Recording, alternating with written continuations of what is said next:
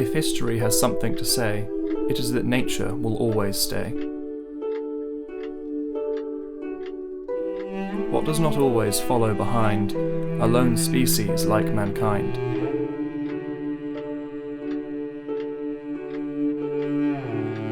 Our folly clear we've taken for granted, aeons now the seeds we've planted, believing that we are not to blame, but if so, who lit the flame?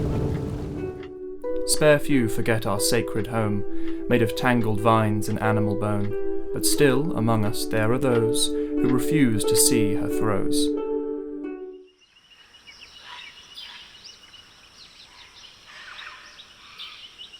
My name is Monique Roy.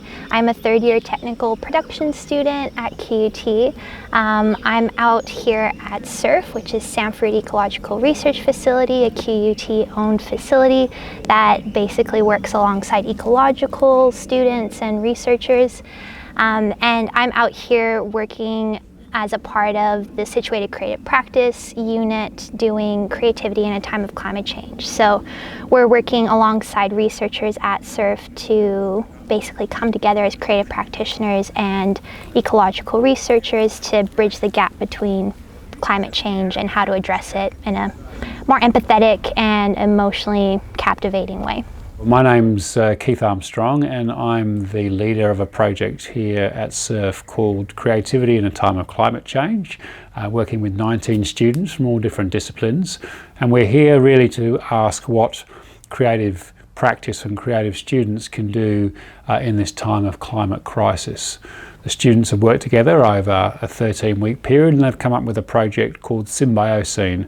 Symbiocene is essentially a future of some symbiosis between humans and nature, and they've made a series of online and offline projects to talk to that idea. For my subject project specifically, I'm the project manager for Sample Squares, and what we're looking at is to help propagate the environment through visual art. So what we have is our 5 sample squares, which are actually called quadrats, which I learned today. And within them are 4 to 6 pieces of artwork, which eventually deteriorate as you go through them. So when you go at the start, everything's really beautiful, and then by the end, everything's deteriorated. And then you have to walk back. And what we're hoping that walk there does is to give people a sense of urgency.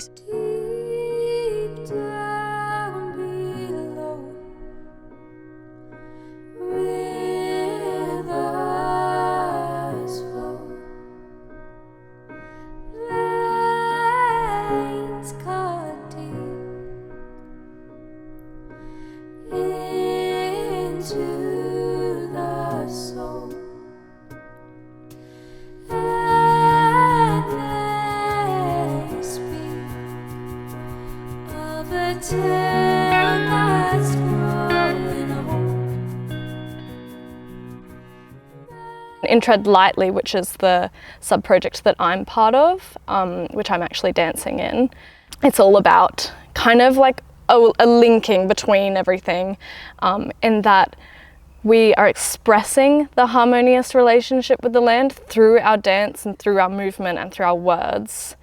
What's most important is a reframing of people's perceptions of nature. And we understand that currently a lot of people are really separate from that and really disjointed and don't see climate change as directly impacting them, which is entirely problematic. And we really want to, in Tread Lightly, this specific performance, while this philosophy is kind of threaded throughout each of the sub-projects, we are looking at how we can cultivate that kind of connection to land so that people don't feel separate from it, so that they are aware that it is their problem too. It is, entirely our responsibility, and we're not separate from nature.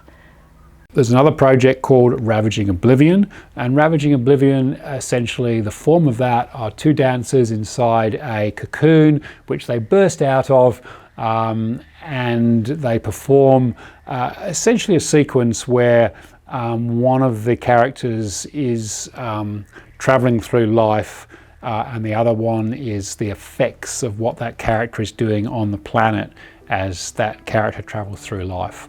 So that's another way of looking at the innate relationship between people and place, or people and landscape, and essentially trying to say we are part of the land, we are part of the landscape. I remember long ago when trees were just beginning to grow.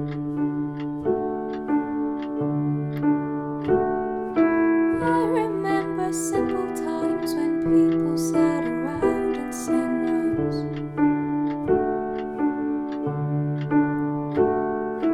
I remember simple things like people picking flowers in spring. And I'll remember watching you, really not knowing what to do.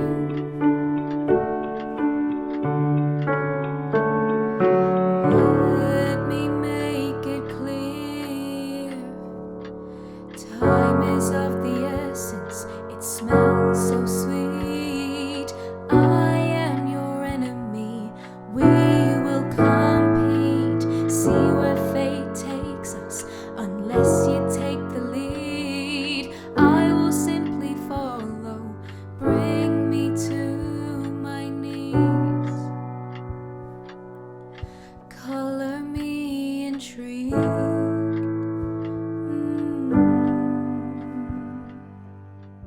How do you feel about climate change? I feel like climate change is this big cloud that sits over everyone's heads, and because it's so intangible, no one really knows what to do about it or how to tackle it. If I'm asked how do I feel about climate change, I think that everybody who thinks about it feels a kind of grief, because the forces that are slowly destroying the ecosystems around us are very strong. However, it is too much of a luxury to actually fall into despair about the problem.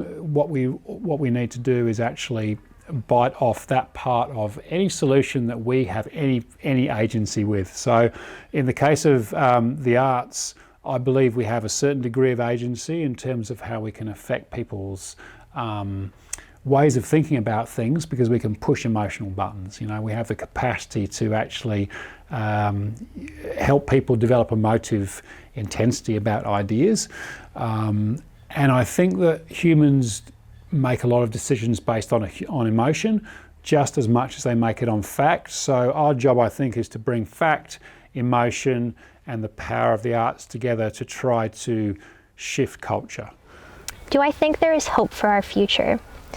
I do think that there is hope for our future. I think with our younger generations, there's this fire that was seen in all of these previous protest movements and social justice, like monumental movements in history that is being done on, it feels like a daily basis with the climate change protests that are happening, and this awareness of the issues that aren't being taken seriously by government and other companies.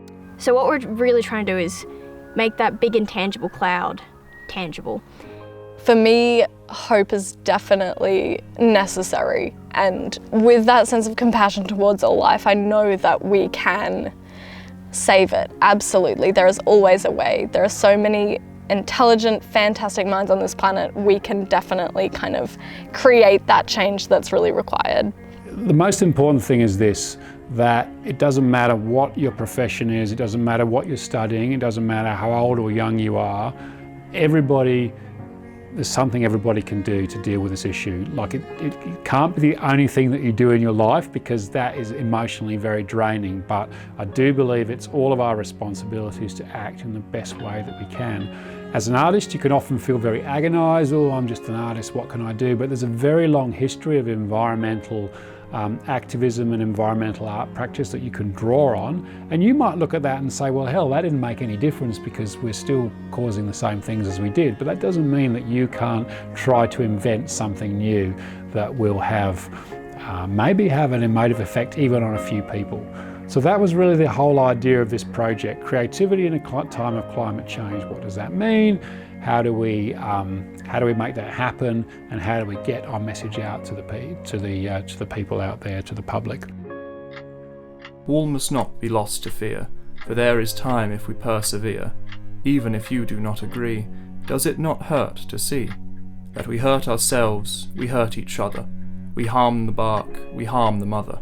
The time approaches, we must act and change, progress, then nature, priorities to rearrange.